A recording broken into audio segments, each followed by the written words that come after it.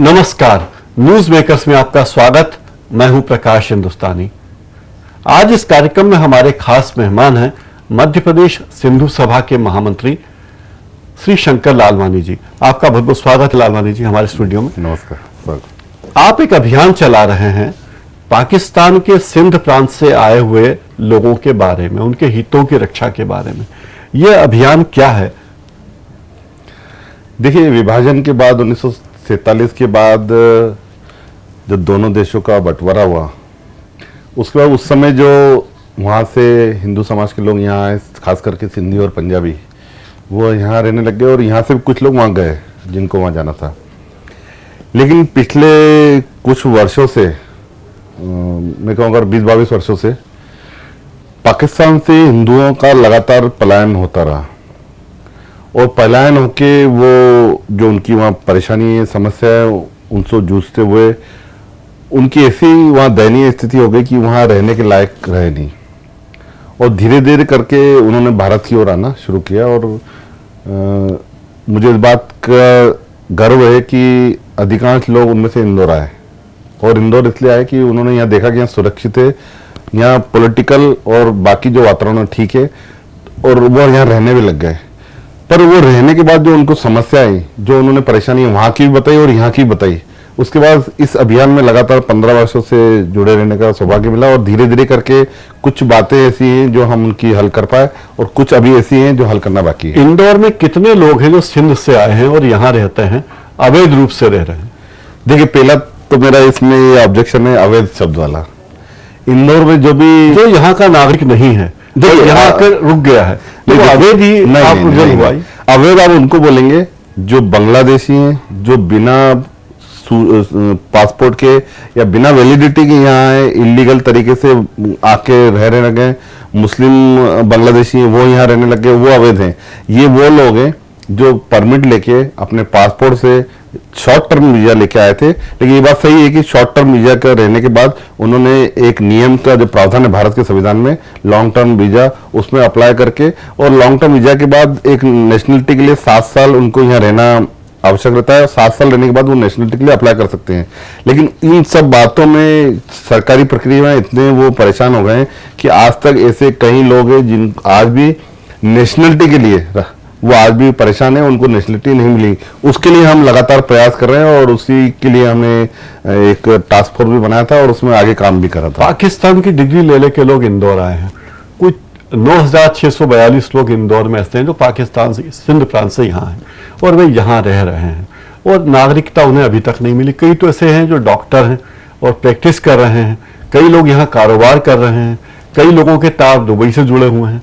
तो इससे अराजकता की स्थिति नहीं होगी। देखिए, मैं इस पर स्पष्ट कर दूं, आप पूरा अभी तक का पिछले 50 सालों का अगर इंदौर की बात करूं या देश की 50 साल का अगर इतिहास निकाल के देखेंगे और मैं तो कह रहा हूं पुलिस का रिकॉर्ड अगर निकाल के देखें, कोई भी व्यक्ति इस प्रकार की गतिविधियों से जुड़ा हुआ नहीं है जिसको अनैतिक या अनधिकृत कहें।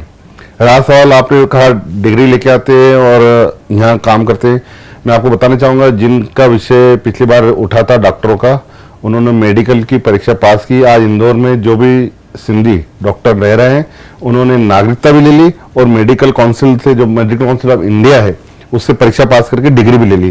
तो इस प्रकार के जो बीच में बात आई थी डॉक्टरों की कि वो अवैध रूप से यहाँ डॉक्टरी कर रहे हैं, वो भी पूरी हो गई। उन्होंने अपने नियम कायदे से कर दी। ये हो सकता है कि पाकिस्तानी कोई नीम हकीम हो, वो सिंधी नहीं, दूसरे हो सकते हैं, दूसरे धर्म के हो सकते हैं। बाकी जितने वो थे उन्होंने अपनी परीक्षा पास करके। इंदौर से क्या प्रेम है? इंदौर ही क्यों आते इतनी मात्रा? इंदौर से ये कहाँ जाते हैं? देखो, भारत में प्रमुख रूप से जो आ रहे हैं वो जो सिख समाज के हिंदू आ रहे हैं वो तो पंजाब में ही आके रुक रहे हैं। लेकिन जो सिंधी समाज के लोग हैं उसमें से अधिकांश लोग या तो मध्य प्रदेश में इंदौर में आ रहे हैं या फिर राजस्थान में आ रहे हैं। और राजस्थान में वो लोग आ रहे हैं जो कि बिल्कुल गरीब लोग हैं, जो वहाँ गांव में या कोई छोटे कस्बों में रहते हैं, जो खेती बाड़ी करते हैं या बंधुआ मजदूरी वहां करते हैं और जो इतने परेशान हो गए कि उनके परिवार के सदस्यों की या तो हत्या हो रही है या उनकी लड़कियों को उठा के ले जा रहा है। और एक में जब इस सर्वे रिपोर्ट में मैं जोधपुर गया था और उस परिवार से मिला कि जो वहां से आए हैं और जो बिल्कुल वहां गरीब खेती बाड़ी करते थे, उस परिवार में उस व्यक्ति की पत्नी को उठा के ले गए और उनको छोड़ा नहीं। वो परिवार इतना घबरा हुआ था, उनकी दो दो लड़कियां थी और वो उनकी उम्र भी 16-17 साल से बड़ी हो रही थी।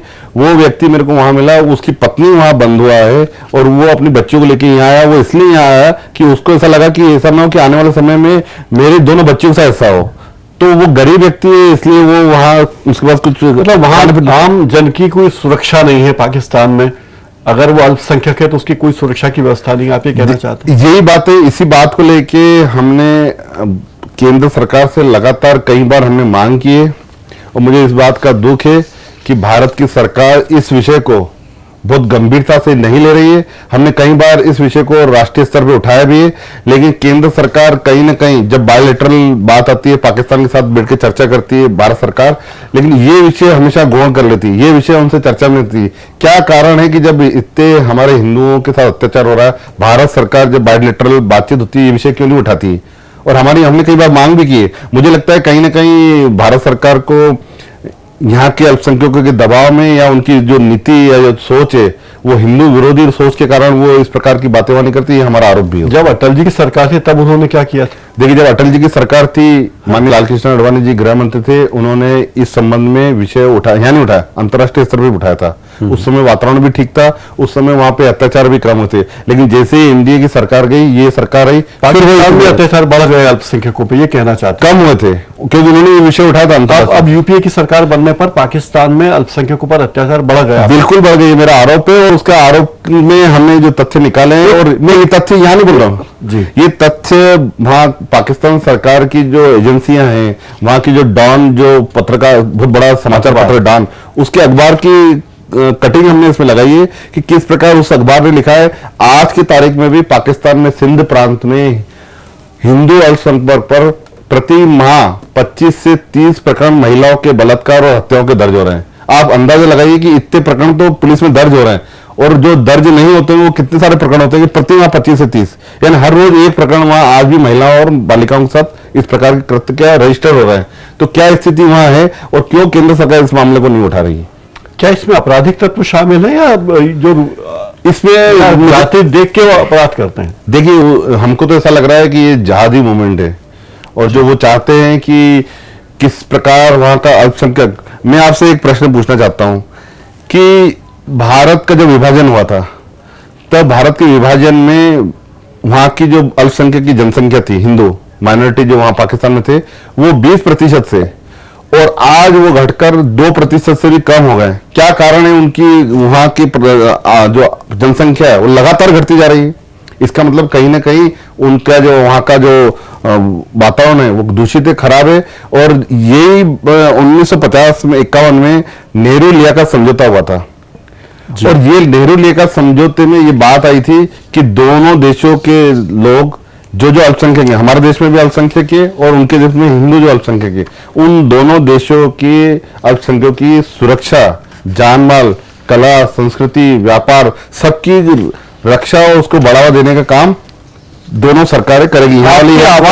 आपकी आवाज अंतर्राष्ट्रीय मंचों तक और पाकिस्तान की सरकार तक कैसे पहुंचेगी? देखिए, एक स्टडी आपने मुझे बताई अभी, centre for human rights studies and awareness, इसकी एक स्टडी है, study of migrants seeking shelter in India. इनके बारे में एक रिपोर्ट आपने, जिसका जिक्र आज एक प्रेस कॉन्फ्रेंस में भी आपने किया है। तो क्या क्या मांगे आपकी और आपकी आवाज कैसे पहुंचे पाकिस्तान तक?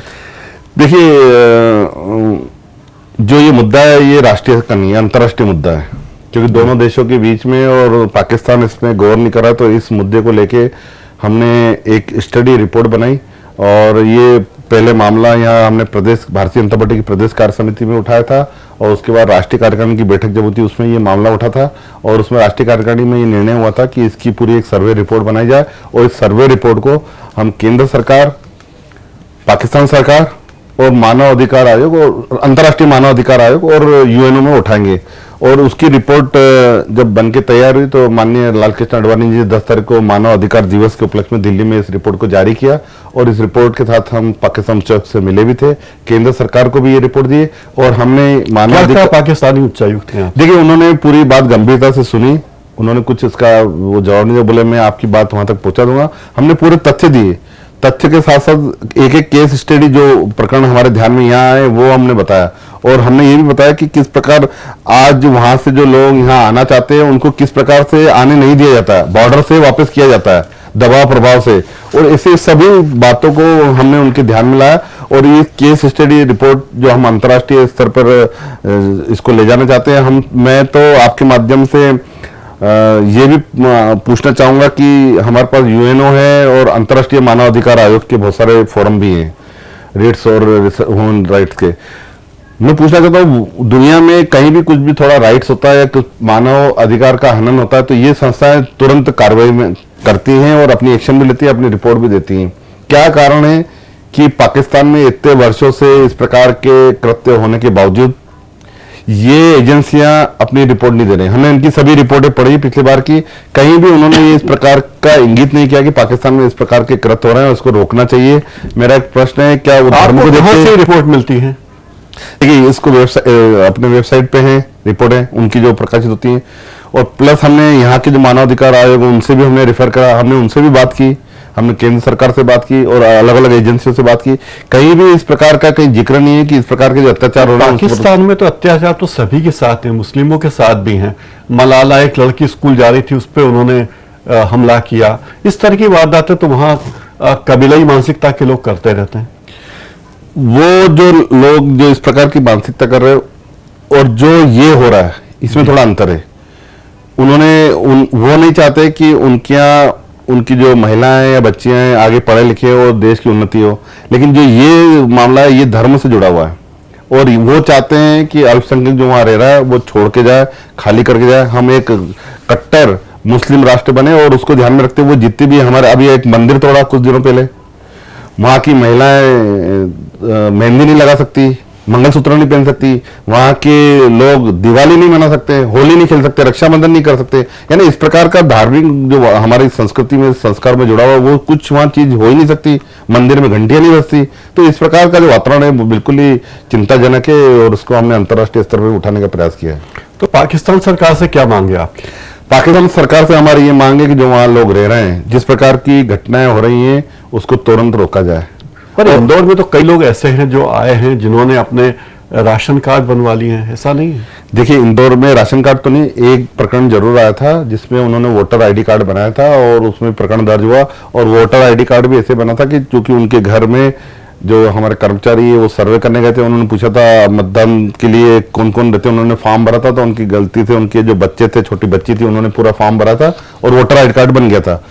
वो सरेंडर कराने वाले उनको जानकारी नहीं थी, सरेंडर नहीं हुआ था, उस कारण उनका प्रकरण दर्ज हुआ। बाकी जो जेल भेजा गया, फिर उनको फिर जेल भेजा गया, जो कानून में कायदा है उस से। पर मैं कहता हूँ ऐसे, ये तो एक प्रकरण है जो लीगल वे में आया, उनको सजा भी हुई और उन्होंने गलती स्वीकार भी की। लेकिन आज भी इंदौर में कई लोग ऐसा रह रहे हैं जो बांग्लादेश से आए, इलीगल तरीके से आए, उनकी भी छानबीन होनी चाहिए। मैं आपके माध्यम से कहना चाहता हूँ, मतलब जो भी विदेशी, अगर कोई लीगल तरीके से आता है तो कोई भारतीय यूके या यूएसए में जाए या ऑस्ट्रेलिया में जाए और बगैर वीसा के एक दिन भी रहे तो डिपोर्ट कर देते हैं, उन्हें वापस भेज देते हैं जी। लेकिन हमारी ऐसी कोई व्यवस्था नहीं। हमारे भारत में और हजारों लोग इंदौर में ऐसे हैं, बांग्लादेशी से रह रहे हैं। ये जो सिंध प्रांत से इनकी संख्या ज्यादा है, बांग्लादेशियों की ज्यादा संख्या है। नहीं, अभी तो ये सर्वे होना चाहिए, क्योंकि ये बात सही है, सराफा हुआ आसपास हुआ, कहीं बाजारों में बांग्लादेशी बहुत बड़ी तादाद में यहाँ आए हुए हैं, काम कर रहे हैं। लेकिन जो ये लोग आए, इनकी पुलिस वेरिफिकेशन होता है, थाने में इनकी जानकारी रहती है, एसपी कार्यालय पे इनकी जानकारी रहती है, कलेक्टर में इसकी जानकारी, मध्य प्रदेश गृह विभाग में इनकी जानकारी रहती है, केंद्र में भी रहती है, हर स्तर पर इनकी जानकारी रहती है। और ये कहीं भी जाएंगे तो इनको पहले रिपोर्ट करना पड़ती है। तो ये विधिवत यहाँ रहने हैं, और जब 7 साल बाद अगर अपनी अवधि पूरी करते हैं और अगर इनका चाल चरित्र ठीक रहता है तो उनको नागरिकता के लिए एलिजिबल भी है। मध्य प्रदेश में बीजेपी की सरकार है, और जब दिल्ली में बीजेपी की सरकार, एनडीए की सरकार थी, तब कोई खास इस दिशा में तरक्की क्यों नहीं हो पाई? देखिए, उस समय इतनी समस्या नहीं थी, उस समय नागरिकता का प्रकरण था या पाकिस्तान में जो समस्याएं हो रही थी उसके लिए सरकार बायोलेटरल वे पे उस मुद्दे को वहां उठा रही थी, और जो यहाँ सुविधा मिलनी थी वो सुविधा मिल रही थी। मेरा मानना है कि जब से ये यूपीए की सरकार आई है उसके बाद से जो प्रक्रिया है वो जटिल हो गई है। जटिल इस मायने में हुई है, अब वहां से कोई यहाँ आता है तो उसको वीजा नहीं मिलती। भारत का जो उच्चायुक्त बैठा है वहां पर पाकिस्तान में, वो वीजा नहीं देता हिंदुओं को, उसके लिए लाइन लगती है।